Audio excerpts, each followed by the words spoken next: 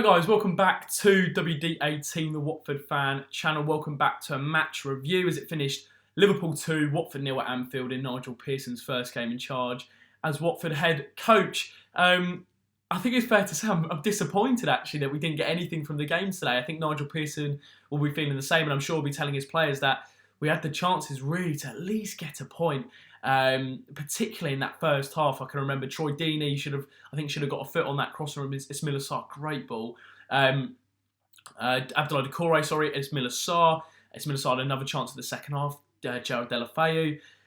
Chances that went begging, and I'm coming out of the game feeling really frustrated actually, and that we didn't get anything from the game, and we didn't have anything to show for actually a very encouraging performance.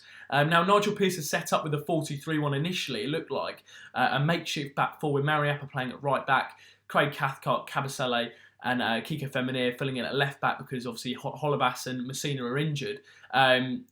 But actually, it turned into more of a 4-4-2. Will Hughes dropped a little bit deeper in midfield alongside Etienne Capoue.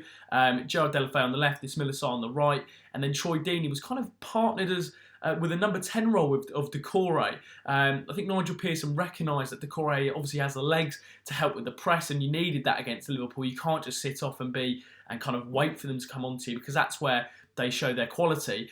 We had to engage with them, and Abdoulaye Doucouré obviously covers a lot of ground throughout the game. It gets his boot in, and alongside Troy Deeney, that worked quite well. The only issue with that was because we were winning the ball quite hard up the pitch and we were getting opportunities, and Doucouré isn't the best in front of goal as we've witnessed today.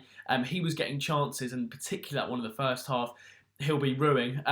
Really big opportunity to get on the score sheet. But I thought, as I said, overall an encouraging display from Watford. I thought defensively solid, and obviously before kick-off I'm thinking, we've got Mane, Salah, Firmino coming up against Mariappa at right back. In particular, someone who hasn't played right back in a while. We can play there, but obviously he normally plays centre back, and we've been playing with a back five under Flores. But I thought Mariappa did really well to cope with Mane. And obviously we've had trouble at Anfield before, and I thought he put in a solid shift. My man of the match though was actually another defender. It was Christian Kabasele. Consistently getting his boot in, consistently clearing the ball, solid defensively, and of course that's been a big issue for Watford in recent times, is our defensive performance.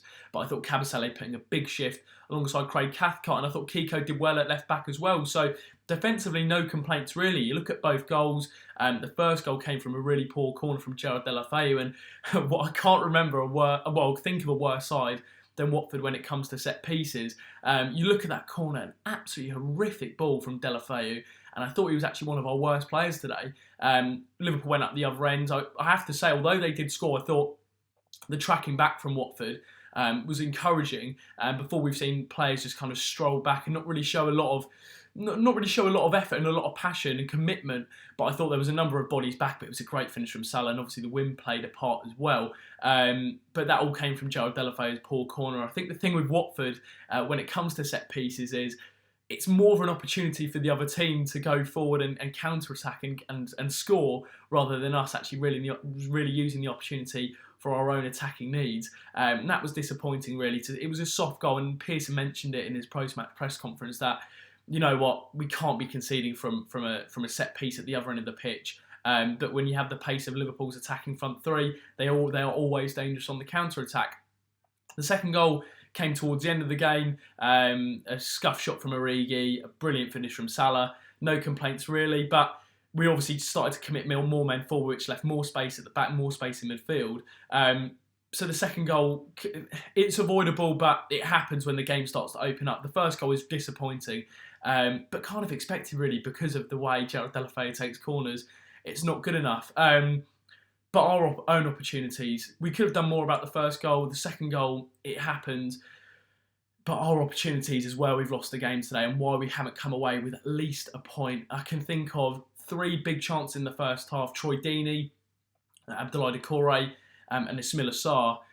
They've got to be doing better, particularly the last two, Doucouré and Ismaila Sarr. Time in the 18-yard box, and you don't normally get that away at Liverpool. I know they haven't kept, that's the first clean sheet in a while, but not those glaring opportunities. You get some half chances, and we haven't experienced them before, but we had big opportunities to get on the score sheet today, and in the end we did rue those chances. In the second half, Ismaila Sarr had another chance, and Gerard Deulofeu needs to be scoring past Alisson.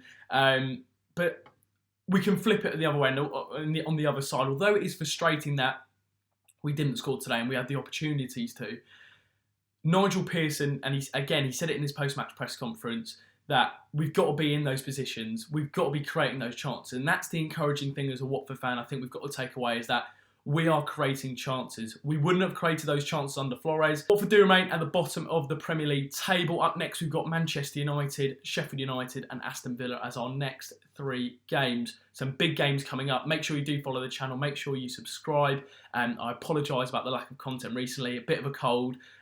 Me being at uni has made it difficult to cover some of the stuff, as you can tell. But thank you so much for watching. Make sure you do leave a like. Let me know your thoughts on today's performance and result in the comment section below. Don't forget to subscribe, turn on your post notifications, and we'll see you in the next one.